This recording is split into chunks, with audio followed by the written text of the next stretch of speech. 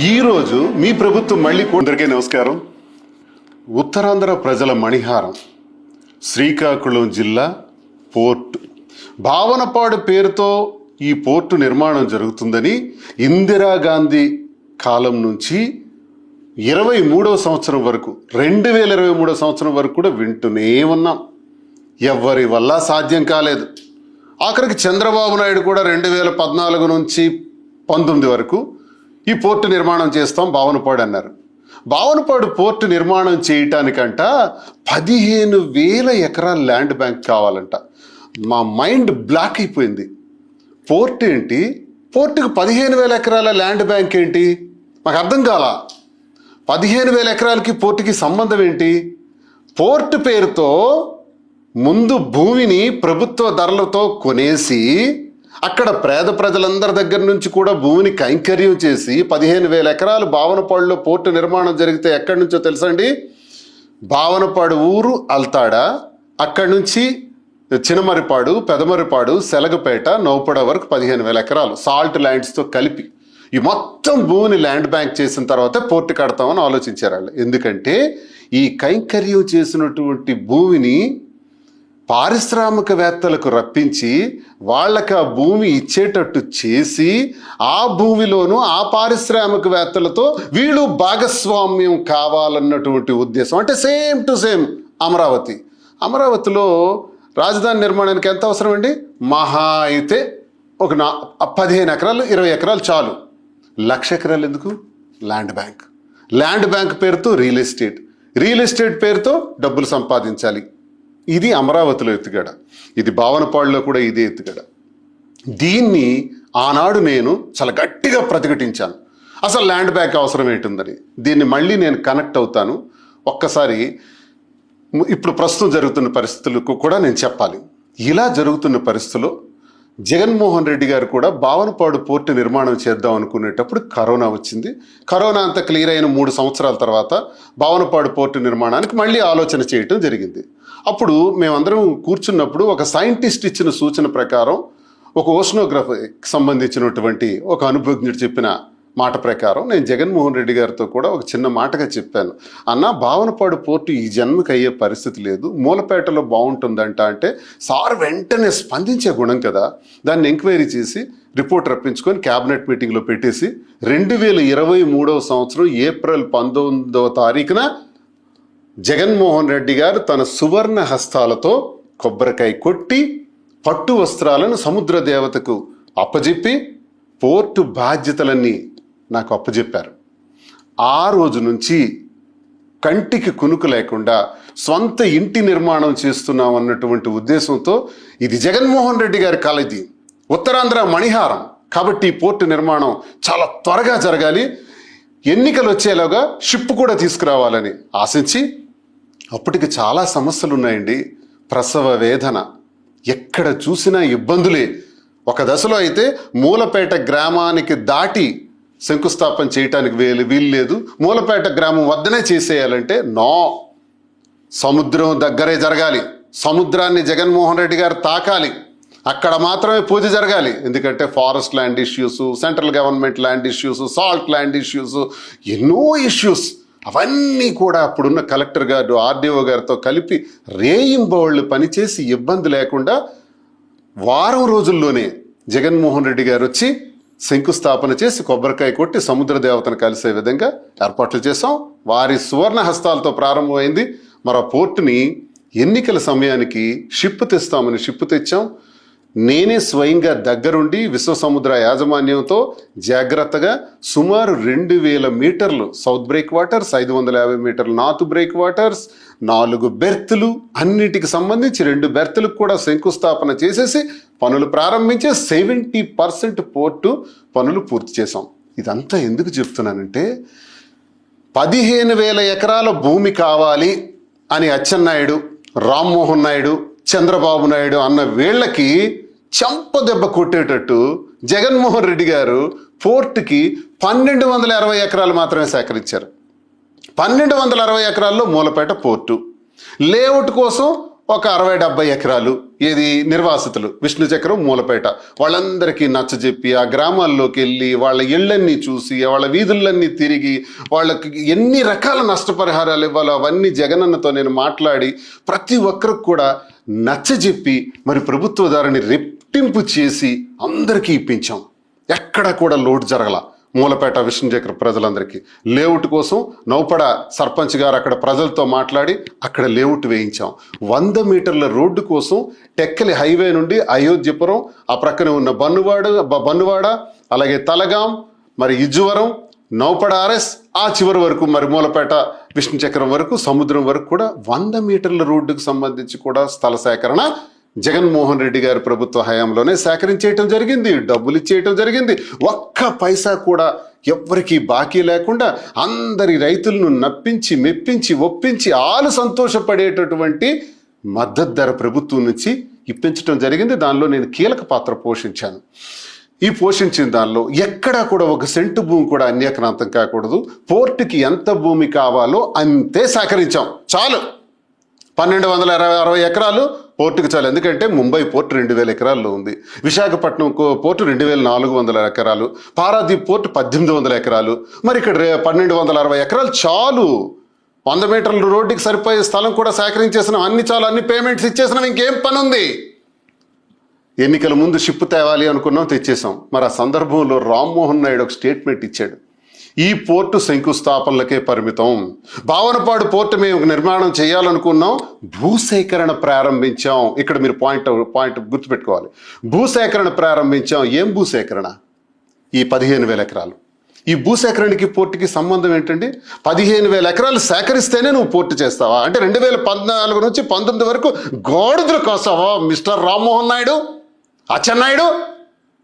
మీరేం చేస్తున్నారయ్యా? ఎందుకు చేయలేకపోయినారు? 19లో అధికారంలోకి వచ్చిన తర్వాత కరోనా వచ్చిన 3 సంవత్సరాల తర్వాత వెయిట్ చేసి ఆ సమస్య తీరిన తర్వాత వెంటనే జగన్మోహన్ రెడ్డి గారు శ్రీకారం చుట్టి జాతికి అంకితం చేశారు. ఉత్తరాంధ్ర మణిహారమైనటువంటి మూలపేట పోర్ట్, గ్రీన్ఫీల్డ్ పోర్ట్ని జాతికి అంకితం చేశారు. ఇది జగన్మోహన్ రెడ్డి గారి యొక్క ఆస్తి, జగన్మోహన్ రెడ్డి గారి యొక్క సత్తా. ఆయన తలుచుకున్నారు కాబట్టి ఇదైంది. అప్పుడు నేను ఒక చిన్న వీడియో క్లిప్పింగ్ పెడతాను. ఇప్పుడు మీరు ఆ వీడియో వినండి. అందులో రామ్మోహన్ నాయుడు ఏం చెప్తున్నాడంటే 2014 నుంచి 19 వరకు వీళ్ళు ఏం చేశారో తెలియదు. 2019లో అధికారంలోకి వచ్చి మీరు ఎందుకు చేయలేకపోయారు? మేమైతే భూసేకరణ కోసం ప్రయత్నించామంటాడు. మీకు భూసేకరణ ఎవరు చేయమన్నాడు? భావనపాడులో కడితే భావనపాడు అల్తాడ గ్రామాలు చాలు కదా, మరి ఎందుకు మీరు అది చేయలేకపోయినారు? పోర్టు పేరుతో భూములు కావాలి మీకు, అది జరగలేదు. ఈరోజు మీ ప్రభుత్వం మళ్ళీ కూటమి ప్రభుత్వం అధికారంలోకి వస్తే సిగ్గు, లజ్జ, శరం, ఛే, నీచమైన బ్రతుకులు మీవి. మేం పోర్టు కట్టామంటారా? పోర్టు మీదా? ఎవడరా చెప్పాడు మీకు? అచ్చెన్నాయుడు, రామ్మోహన్ నాయుడు, మీకు సిగ్గుందా? సిగ్గు శరం ఉందా? పోర్టు మాదని మాట్లాడతారా? ఇది జగన్మోహన్ రెడ్డి గారి తాలూకా శక్తి, ఆయన ఆలోచన.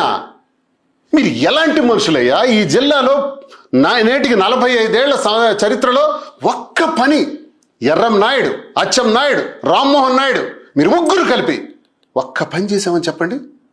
ఒక్క పని చెయ్యని మీరు ఈ పోర్టుని మీ సొత్తుగా మాట్లాడుకుంటారా? ఆ వీడియో ఇప్పుడు వినండి. సార్ అనేది జగన్మోహన్ రెడ్డి గారికి అడుగుతున్నాం. భావనపాడు పోర్టు అనేటటువంటి ఎప్పటి నుంచో నలుగుతున్నటువంటి అంశం.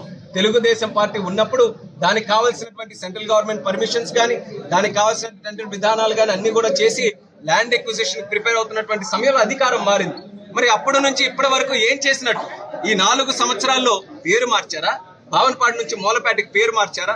ఎందుకు ఎంత సమయం పట్టింది మీకు? ఈ రోజు ఎలక్షన్లు వస్తున్నాయి కాబట్టి ఎలక్షన్ల కోసం మీరు చేస్తున్నటువంటి డ్రామాని ఈ శంకుస్థాపన తప్పితే మీకు నిజంగా చిత్తశుద్ధి ఉంటే మీరు గతంలోనే ఈ కార్యక్రమాన్ని ఎప్పుడో తలపెట్టుకొని ఆ పోర్టుని ఈ రోజు ముందుకు నడిపించేవారు. కానీ ఈ రోజు ప్రజలు ఏ ఒక్కరు కూడా మీ పోర్టు శంకుస్థాపన, ముఖ్యంగా శ్రీకాకుళం ప్రజలు నమ్మే పరిస్థితుల్లో లేరని తెలియజేస్తున్నారు. ఇప్పుడే అచ్చెన్నాయుడు గారు చెప్పారు, సుదీర్ఘమైనటువంటి తీర ప్రాంతం ఉంటే ఎన్నాళ్ళకి కూడా ఒక్క పోర్టు మనం కట్టుకోలేకపోయాం.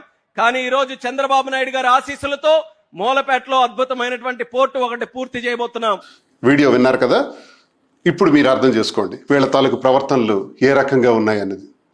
ఇదిలా ఉంటే ఈ పోర్టుని ఇంత బాగా తీర్చిదిద్దిన తర్వాత ఇందాక మీకు నేను ల్యాండ్ బ్యాంక్ గురించి చెప్పాను. ఆ ల్యాండ్ బ్యాంక్ జబ్బు ఇప్పటికీ పోలా.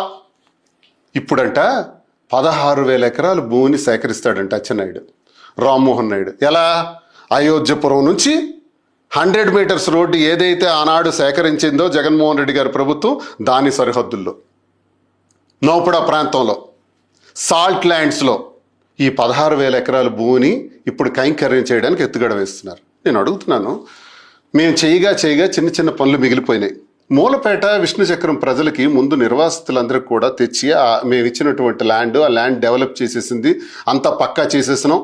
అప్పటికప్పుడు త్రాగునీరు ఇవ్వడానికి తేలినీలాపురం గ్రామం నుంచి పైప్ లైన్స్ కూడా ఇప్పించాను. ఇప్పటి వరకు కూడా వాళ్ళ ప్రాంతానికి వెళ్ళటానికి తగిన ఏర్పాట్లు మీరు చేయలేదు. పైగా మూలపేట గ్రామస్తులు అక్కడి నుంచి పారిపోవాలని పొమ్మనకుండా పొగపెట్టే రకంగా ఇసుకని ఎత్తుగా నింపేసి అది గ్రామాల్లో పడేటట్టు చేసి వాళ్ళకి తీవ్రమైన మనస్తాపానికి గురి చేస్తున్నారు. నిర్వాసితులకి లేఅవుట్ వేసాం కదా, అక్కడ ఒక పైపు వాటర్ ఇచ్చారా? చెరువుల్లోకి వెళ్ళి నీళ్ళు తెచ్చుకోవాలా? ఎంత ఘోరమండి! లేఅవుట్ నిర్మాణాన్ని ఎందుకు మీరు పూర్తి చేయట్లేదు? ఆనాడు జీడి మొక్కలకు సంబంధించి నష్టపరిహారం ఒక్కో మొక్కకి 2,500 రూపాయల చొప్పున నేను ఇప్పించాను ప్రభుత్వంలో. ఎంతమందికి కావాలంటే అంత, ఎన్ని మొక్కలు ఉంటాయి అన్ని మొక్కలకి. ఈరోజు ఈ కూటమి ప్రభుత్వం వచ్చిన తర్వాత అచ్చెన్నాయుడు, రామ్మోహన్ నాయుడు కలిపి 1,225 రూపాయలు అంటున్నారు జీడి మొక్క. అన్యాయం కాదు? ఆ జీడి మొక్కల మీద జీవితాంతం బ్రతికేరే. ఆ తోటలన్నీ నేను తిరిగానే, వాళ్ళ చేపల చెరువులన్నీ నేను తిరిగానే, ఊర్లో ప్రతి అంశం కూడా నేను చూసి జగనన్నకి నచ్చజెప్ప డబ్బులన్నీ కూడా ఇప్పించానే. ఇంకా ప్రభుత్వం ఎన్నికలు వచ్చే సమయానికల్లా మరో 28 మందికి పీడిఎఫ్లు రాలేదు. ఆ పీడిఎఫ్లన్నీ ఇవ్వాలని ప్రభుత్వం నుంచి ఆర్డర్ తెచ్చేసి నేను అలా ఫైల్ పెట్టాను. గవర్నమెంట్ ఎన్నికలు అయిన తర్వాతే శాంక్షన్ ఇద్దాం అనుకున్నాం. దురదృష్టవశాత్తు ప్రభుత్వం రాలేకపోవటం, అవి ఆగిపోయినాయి. ఇప్పుడు ఆ పీడిఎఫ్లు ఇంతవరకు కూడా మూలపేట ప్రజలకు ఇవ్వకపోవడం ఎంత దుర్మార్గం. గత ప్రభుత్వంలో ఇంటికి నేను ఒక మాట చెప్పాను, ఇల్లు కట్టుకునే ప్రతి లబ్ధిదారుడికి కూడా ప్రభుత్వం ఏదైతే పీడిఎఫ్ కింద ఇచ్చిందో దానికి విశ్వ సముద్ర కంపెనీ వాళ్ళతో కూడా నేను మాట్లాడాను. ఏమండి, మీరు ఆర్థికంగా సహకరించండి, ఆ లేఅవుట్లో ఇల్లు కట్టుకునే వాళ్ళకంటే విశ్వ సముద్ర యాజమాన్యం అంగీకరించారు. అంటే ప్రతి ఒక్కరికి ఒక 8 లక్షలు 10 లక్షల రూపాయలు వాళ్ళు కట్టుకున్న ఇళ్ల మీద అదనంగా ఇచ్చి, ఇప్పుడు నెల్లూరులో నిర్మాణం జరిగినటువంటి పోర్ట్లో విశ్వ సముద్ర కంపెనీ వారు ఆ రకంగానే చేశారు. నేను ఆ రకంగానే మొత్తం ఈ లేఅవుట్లో చేయమని రిక్వెస్ట్ చేశాను, అలా అంగీకరించారు. అది జరగలేదు సరికదా, వాళ్ళతో మాట్లాడటం లేదు. ఎందుకు మాట్లాడరో తెలుసా? ఈ ప్రజలకు ఇవ్వాల్సినటువంటి ధనాన్ని ఎంత కట్ చేస్తే ఆ కట్ చేసిన అమౌంట్ అంతా అచ్చెన్నాయుడు పాకెట్లోకి వస్తుంది, అదంతా రామ్మోహన్ నాయుడు పాకెట్లోకి వస్తుంది. ఇప్పుడు రామ్మోహన్ నాయుడు అచ్చెన్నాయుడు పాకెట్లోకి డబ్బులు రావడం ముఖ్యమా, ప్రజలకు రావడం ముఖ్యమా? ప్రజలు ఎలాగపోతే వాళ్ళకేం పోయింది? ఇసుక పోసాల గ్రామాల నుంచి పారిపోయేటట్టు చేయటమే కదా పని, పట్టించుకోవట్లేదు కదా. ఇప్పుడు తెలుగుదేశం నాయకులు మూలపేటలో ఉన్నారు, దమ్ముంటే చెప్పమానండి. నేను అక్కడ ఉండేటప్పుడు పోర్టు నిర్మాణంలో భాగస్వామిని అయినప్పుడు ఎలా జరిగింది, వాళ్ళ కష్టాలు ఎలా తీర్చాం, ఇప్పుడు ఎలాంటి పరిస్థితులు అనుభవిస్తున్నారు అనేది వాళ్ళకి వాళ్ళే బ్యారేజ్ వేసుకోవచ్చు. శాండ్ సప్లై కూడా చేస్తామన్నారు, కనీసం చేయట్లేదు. ఇళ్ల నిర్మాణం చేసుకోవటానికి సడన్గా ఊరు ఖాళీ చేయమంటున్నారు. ఏంటి అన్యాయం? మూలపేట ప్రజల తాలూకా సమస్యలన్నీ ఇలా ఉన్నాయి. ఇందుకు నేను ఈ ఇంటర్వ్యూలో ముఖ్యంగా చెప్పేది ప్రధానమైనది, కీలకమైనది, అసలు పాయింట్ ఇక్కడే ఉంది. ఇప్పుడు వైఎస్ఆర్ కాంగ్రెస్ పార్టీ ప్రతిష్టని దిగజార్చుతున్నటువంటి ధర్మాన ప్రసాద్, ఆయన సోదరుడు కృష్ణదాస్, పోర్టు నిర్మాణంలో భాగస్వామిగా ఉన్న నేను ప్రభుత్వానికి పేరు తెచ్చే విధంగా పనిచేశాం. జగన్మోహన్ రెడ్డి గారికి ఒక్క చిన్న మచ్చ రాకుండా ఏర్పాట్లు చేశాను. ఈరోజు నేను అపోజిషన్లో ఉన్నాను. ఆ రోజు ఏదైనా తప్పు చేసుంటే నా మీద చర్యలు తీసుకునే శక్తి అచ్చెన్నాయుడికి ఉంది, రామ్మోహన్ నాయుడుకు ఉంది. నా ఇంటర్కి కూడా పీకలేరు, ఎందుకంటే నేను నిజాయితీగా ఉన్నాను. ఈరోజు జగన్మోహన్ రెడ్డి గారికి పేరు తెచ్చే విధంగా ప్రతిపక్షం పనిచేయాలి, మెడలు వంచి వాళ్ళతో పని చేయించాలి. ఈ నెల 30వ తారీఖున పోర్టుకి వెళ్తాడంట ధర్మాన ప్రసాద్. ఆయన స్పీచ్లో మీటింగ్లో చెప్తున్నాడు, పోర్టుకి ఎవడాపుతాడో చూస్తాం, అటు నుంచి వచ్చేస్తాం, ఇటువైపు నుంచి వచ్చేస్తాం, వెనక వైపు నుంచి వస్తాం. పోర్టుకి వెళ్తే ఏంటి, వెళ్ళకపోతే ఏంట్రా బాబు? పోర్టుకి వెళ్తే ఆపేవాడు ఎవడు? వెళ్ళండి పోర్టుకి వెళ్ళి చూడండి, డిమాండ్ చేయండి, పనుల గురించి మాట్లాడండి, తప్పే లేదు. కానీ మీరు పోర్టుకి వెళ్ళాలని ఎందుకు అంటున్నారో తెలుసా? ప్రజలందరికీ రహస్యం తెలియజేయాలి. పోర్టుకి వెళ్ళాలి, పోర్టు గురించి మాట్లాడాలి అని ప్రజల్ని డైవర్ట్ చేస్తూ రామ్మోహన్ నాయుడు చెప్పాడే ల్యాండ్ బ్యాంక్ వ్యవహారం, అది 16,000 ఎకరాలు ఇప్పుడు ల్యాండ్ బ్యాంకు చెయ్యాలని టెక్కల్ నుంచి మూలపేట వరకు సరిహద్దు గ్రామాల్లో మొత్తం 16,000 ఎకరాలు ప్రభుత్వ ధరకే కొనుగోలు చేసి భయపెట్టి రైతుల దగ్గర ఆ భూమిని కాజేయాలని, ఆ కాజేసినటువంటి భూమిని పారిశ్రామికవేత్తలకు ఇచ్చి, ఆ పారిశ్రామికవేత్తల ద్వారా వీళ్ళు కూడా ఆ వ్యాపారాల్లో ఎంటర్ అయిపోయి భాగస్వాములుగా చేసుకుంటే అచ్చెన్నాయుడు, రామ్మోహన్ నాయుడు శాశ్వతంగా పోర్టు చుట్టూ ఉన్నటువంటి కొన్ని వేల ఎకరాల్లో వీళ్ళు భాగస్వాములు అవటానికి ఎత్తుగడ. దీనిని ధర్మాన ప్రసాద్ కృష్ణదాస్ కూడా అంతర్లీనంగా వాళ్ళకి మద్దతు. చెప్పాను కదా కేడీ బ్రదర్స్ అని. కేడీ బ్రదర్స్ వాళ్ళకి అంతర్లీన మద్దతులు ఉంటాయి. ఈ 2 ఏళ్లలో గుర్తురానటువంటి పోర్టు ఇప్పుడు ధర్మాన ప్రసాద్కి ఎందుకు సడన్గా గుర్తొచ్చిందంటే ఈ ల్యాండ్ ఇష్యూని డైవర్ట్ చేయాలి. ప్రజలకి నచ్చజెప్పి మేము పోర్టు నిర్మాణం చేయిస్తాం అంటున్నాడు. ప్రజలకు నువ్వెందుకు నచ్చజెప్పాలి? అయిపోయింది. ప్రజలకు ఇవ్వాల్సిన డబ్బులు ఇచ్చాం, కొనాల్సింది కొనేసాం. 1260 ఎకరాల్లో పోర్టు నిర్మాణం జరుగుతుంది. 100 మీటర్స్ రోడ్డు జరగాలి. అది ఇంతవరకు ఎక్కడ వేసిన గొంగలు అక్కడే. మేము ఆనోడు చెప్పాం 2025 సంవత్సరం డిసెంబర్ నెలకల్లా పోర్టు ప్రారంభం జరుగుతుంది అని చెప్పాం. 26 సంవత్సరం వచ్చింది. ఇప్పటి వరకు చేతగాని ప్రభుత్వం, కూటమి ప్రభుత్వం దాని ప్రారంభోత్సవ కార్యక్రమాలు కాదు కదా. నేను ఎంతవరకు అయితే 70% పూర్తి చేయించామో పోర్టుని, ఆ తర్వాత కనీసం ఒక 10% కూడా పెంచలేకపోయినారు. పైగా ఇప్పుడు వాళ్ళ కాన్సన్ట్రేషన్ అంతా చుట్టుపక్కల ఉన్నటువంటి భూముల్ని కైంకర్యం చేసి ల్యాండ్ బ్యాంక్ చేయాలి. దీనికి వైసీపీ నుంచి ధర్మాన ప్రసాద్ కృష్ణదాస్ మద్దతు. ప్రజల్ని మభ్యపెట్టడానికి పోర్టు దగ్గరికి వెళ్తాం, పోర్టు పనులు చూస్తామని మాటలాడుతూ ఒకవైపు భూసేకరణకు సంబంధించిన ఏర్పాట్లు చేస్తున్నారు. ధర్మాన ప్రసాద్ కృష్ణదాస్ మీకు దమ్ముంటే 30వ తారీఖు వస్తున్నారు కదా, వచ్చేటప్పుడు మూలపేట ప్రజలకు జరుగుతున్న నష్టాల మీద మీరు డిమాండ్ చేయగలరా ప్రభుత్వానికి? నెంబర్ 1. నెంబర్ 2, 1 సెంటు భూమిని కూడా అనవసరంగా మేము సేకరించనివ్వం. ప్రభుత్వం అనవసరంగా ల్యాండ్ బ్యాంక్ పేరుతో పారిశ్రామికవేత్తలకి భూమిని అప్పజెప్పి, ఆ భూమిని అప్పజెప్పిన వాళ్ళలో భాగస్వాములు అవ్వాలని చేస్తున్న ఎత్తుగడని మేము ఛేదిస్తామని ధర్మాన ప్రసాద్ చెప్పగలడా? అతను భాగస్వామి చెప్పలేడు. కానీ నేను చెబుతున్నా, అయోధ్యపురం నుంచి మూలపేట వరకు రైతులందరికీ దువ్వాడ శ్రీనివాస్ అండగా ఉంటాడు. 1 సెంటు భూమి అదనంగా సేకరించాల్సిన అవసరం మూలపేట పోర్టుకు లేదు. నా అనుభవంతో నేను చెప్తున్నాను. కొబ్బరికాయ కొట్టిన దగ్గర నుంచి 70% పూర్తి చేసే వరకు, ఈ కొత్త ప్రభుత్వం వచ్చేంత వరకు కూడా నేను పనిచేశాను కాబట్టి నాకు తెలుసు. 1 సెంటు భూమి కూడా అక్కర్లేదు. ఒకవేళ వస్తారండి పెద్ద పెద్ద వేరే హౌసులు కట్టుకోవటానికి, హోటల్స్ నిర్మాణం చేయటానికి రాని పారిశ్రామికవేత్తలు, వాళ్ళు కొనుక్కుంటారు. రైతే డైరెక్ట్గా అమ్ముకుంటాడు. రైతుకి ఇష్టం వచ్చిన ధర అమ్ముకుంటాడు. మరి పోర్టు వచ్చిన తర్వాత ప్రాంతం అభివృద్ధి జరుగుతుందంటే అర్థం ఏంటి? రైతుకి స్వేచ్ఛ ఇవ్వాలి. స్వేచ్ఛ ఇస్తే తన భూమిని తను ఎంతకు అమ్మాలో ఆయన అమ్ముకుంటాడు. ఆ వ్యాపారస్తుడు ఎవరైతే పారిశ్రామికవేత్త వస్తాడో ఆయన కొనుక్కుంటాడు. మధ్యలో మీరెందుకు? ఆ పారిశ్రామికవేత్త కోసం మన ప్రజలకు మోసం చేసి, మన ప్రజల భూములనేమో ప్రభుత్వ అజమాయిషితో దౌర్జన్యం చేసి, గూండాయిజం చేసి, ఆ భూములన్నీ సేకరించేసి వాళ్ళకి ఎందుకు అప్పచెప్పాలి? నేను ఆ పని చేయలేదే. అలా చేయటానికి జగనన్న ఒప్పుకోరే. జగనన్న ఇష్టపడరు. ఇది జగనన్న ఇష్టపడనటువంటి విషయాన్ని పోర్టు దగ్గరికి వెళ్ళి ఏం మాట్లాడాలనుకుంటున్నారు? పోర్టు దగ్గరికి వెళ్తే ఆ పోర్టు దగ్గర ఇది మాట్లాడండి, భూసేకరణ జరగనివ్వమని చెప్పండి. ఒకవేళ భూసేకరణ జరగనివ్వమని మీరు చెప్పలేకపోతే మీరు ఒప్పందాల్లో భాగంగానే ఇక్కడ ప్రజలకు డైవర్ట్ చేయడానికి వచ్చారన్నది నిర్ధారించక తప్పదు. మిస్టర్ ధర్మాన ప్రసాద్ కృష్ణదాస్, నేను చెప్తున్నా, మీరు ఎటువంటి డ్రామాలు అడిగినా అచ్చెన్నాయుడు, రామ్మోహన్ నాయుడు, ధర్మాన ప్రసాద్ కృష్ణదాస్ కలిసిపోయిన దువ్వాడ శ్రీనివాస్ తాట తీస్తాడు. గుర్తుంది కదా, Kakarapalli thermal power plant East కోస్ట్ని తరిమి కొట్టాం. మీరందరూ కూడా ప్లాంట్ సపోర్ట్, మీరందరూ అన్నాడు ప్లాంట్ సపోర్ట్. నేను ఒక్కడనే ప్రజల సపోర్ట్. ప్రజల పక్షా నుండి ఆ ప్లాంట్ని తరిమి కొట్టాం. ఇప్పుడు కూడా చెప్తున్నా, ఈ టెక్కలి మండలంలో కానీ, సంతబొమ్మాళి మండలంలో కానీ 1 సెంటు భూమి కానీ అదనంగా సేకరించడానికి ఇప్పుడు ప్రయత్నిస్తే అక్కడ దువ్వాడ శ్రీనివాస్ అడుగు పడుతుంది. 1 సెంటు కూడా ప్రజలారా అమ్మకండి. ఎలా ప్రభుత్వ సేకరణ చేస్తారో చూస్తాను, ఎవడు దౌర్జన్యం చేస్తాడో చూస్తాను. నేను అడ్డంగా ఉంటానని మాటిస్తున్నాను. ఎవరి భూములు ఆళ్ళవే.